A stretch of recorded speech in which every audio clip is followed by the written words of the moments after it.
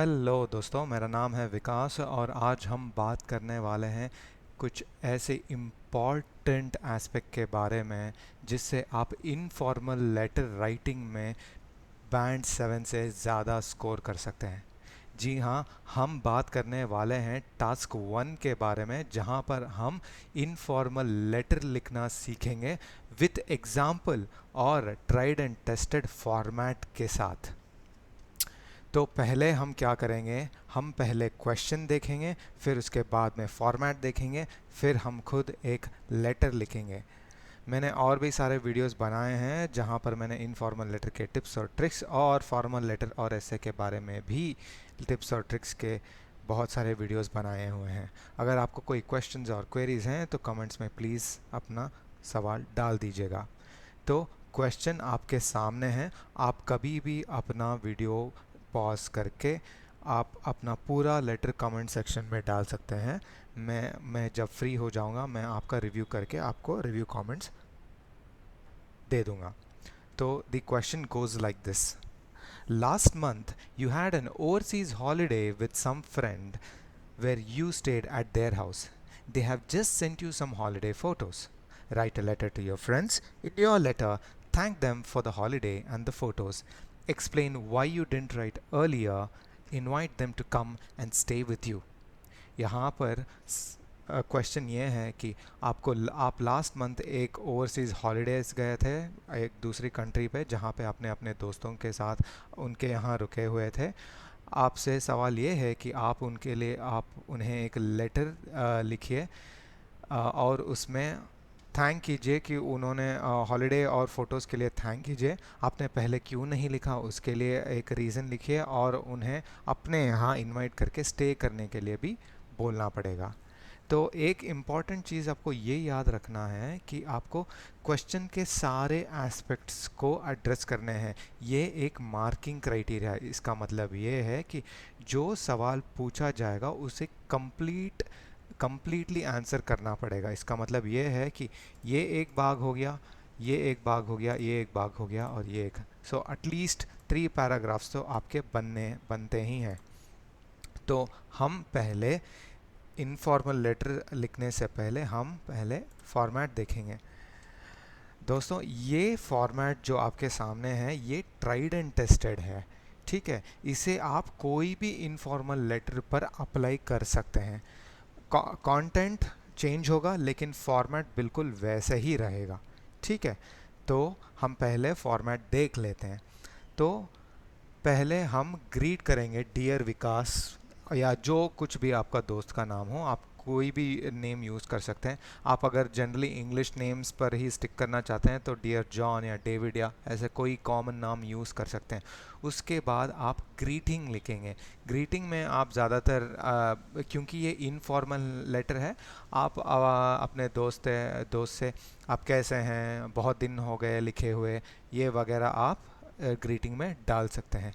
Next paragraph में हम क्या एक्सप्लेन कर रहे हैं वो लिखना पड़ेगा। मतलब इधर हमारा क्वेश्चन काफ़ी क्लियर है। तो पहला पैराग्राफ ग्रीटिंग के बाद हमारा ये होगा कि हम उन्हें थैंक करेंगे। इसका मतलब ये है कि आप किसके लिए लिख रहे हैं, ठीक है। तो थैंक देम, मतलब अगर ये 3 अगर दिया भी नहीं गया हो तो आप एक कॉमन फॉर्मेट के साथ स्टिक करेंगे जो यहाँ है। पहले आप व्हाट, मतलब आप किसके लिए लिख रहे हैं वो आप लिखेंगे, आप क्यों लिख रहे हैं वो आपका सेकंड पैराग्राफ होगा, और अगला आप क्या करेंगे वो आपका नेक्स्ट पैराग्राफ रहेगा, ठीक है। ये काफ़ी कॉमन पैटर्न रहेगा। आप ये टेम्पलेट मार्क कर लीजिए, कहीं पर लिख लीजिए, आपको अगर याद रहे, आप अगर याद रखना चाहते हैं तो, ठीक है। तो it's a very simple format जहाँ पे आप डियर विकास ग्रीटिंग और यू एक्सप्लेन दी व्हाट, किसके लिए, क्यों लिख रहे हैं, और नेक्स्ट स्टेप्स और अश्योरेंस, या क्यों या नेक्स्ट स्टेप्स एंड अश्योरेंस आपके क्या हैं। ऐसे 3 पैराग्राफ्स स्प्लिट करके आप लिख सकते हैं, ठीक है। यहाँ पर मैंने एक common, you can start with these if it applies to you. तो हम पहले लिखेंगे हम thank them for the holiday and the photos. Next में उन्हें नेक्स्ट क्या एक्सपेक्टेशन है, explain why you didn't write early, आपने पहले क्यों नहीं लिखा, ठीक है। नेक्स्ट में हम क्यों क्या लिखेंगे, invite them to come and stay with you. ठीक है, सो हम 3 ये कवर करेंगे। तो नेक्स्ट पहला हो गया थैंक यू फॉर इनवाइटिंग, मुझे बहुत मज़ा आया आपके यहाँ में रुकने में और आपने फ़ोटोज़ शेयर किया, इसलिए बहुत थैंक यू।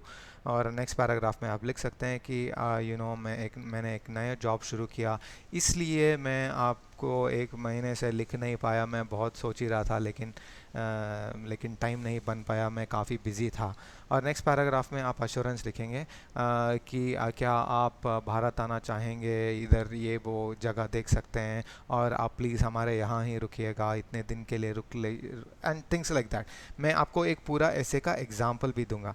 लास्ट में ये काफ़ी स्टैंडर्ड टेम्पलेट है इनफॉर्मल लेटर्स में, you can just write look forward to hearing from you. Look forward to hearing from you is more formal, but if you want to sound more informal, आप I can't wait to hear from you, yours lovingly Rahul, या कुछ भी। ठीक है, I mean जो भी आपका नाम है। ठीक है, तो हम देखेंगे अभी यही फॉर्मेट यूज़ करके हमने कैसे एग्जाम्पल आंसर लिखा हुआ है। ठीक है, तो हम शुरू करते हैं, हाय जॉन। ठीक है, तो इसके बाद हम लिखेंगे greeting, 3 paragraphs, take care and write back soon and then sign off. ठीक है, तो पहला पैराग्राफ हमारा होगा ग्रीटिंग, जहाँ पे हम अपने दोस्तों को पूछेंगे कि आप कैसे हैं, बहुत दिन हो गए आपसे बातचीत नहीं हुई। ठीक है, तो ये सिंपल लेटर है, like in Hindi we write योग क्षेम, आई एम सॉरी ये उतना डिटेलली नहीं पता है, बट या समथिंग लाइक दैट। हम स्टार्ट करेंगे, how are you, I hope this letter finds you well, although it's such a short time since we last saw each other it feels much longer. इसका मतलब ये है कि हालांकि हम मिले हुए थोड़ी ही दिन हुए, फिर भी ऐसा लगता है कि बहुत लंबा समय हो गया। ये this is just a way for you to greet, और एक एक कॉन्वर्जेसन स्टार्ट, एक बिफोर कंटेंट में जाने से पहले आप अपने ऐसे सोच लीजिए कि आप अपने दोस्त के साथ बात कर रहे हैं, तो आप बात करने से पहले, मुद्दे पर पहुंचने पर से पहले आप कुछ और चीज़ों के बारे में बात कर रहे हैं, जैसे कि हाउ आर यू, उधर का तापमान कैसा है, क्या बारिश पड़ रहा है, बहुत दिन हो गए मिले हुए, ऐसा वगैरह। सो आपका ग्रीटिंग ऐसा कुछ हो सकता है। तो नेक्स्ट में क्या होगा, हम लिखेंगे thank them for the holiday and the photos. अगर ऐसे 3 स्टेटमेंट्स नहीं भी दिए गए हैं तो आप व्हाट, वाई और नेक्स्ट स्टेप्स, ये जो फॉर्मेट मैंने बताया हुआ है वो आप यूज़ कर सकते हैं। यहाँ पे हम व्हाट लिखेंगे, इसका मतलब thank you so much for not only such a memorable holiday but also for the lovely photos that you sent of our holiday together. It brought it all back to me so vividly. Staying with you and seeing where you live was a real eye opener for me. Australia is certainly a scenic country with remarkable landscape and wildlife, particularly up in the north where you are.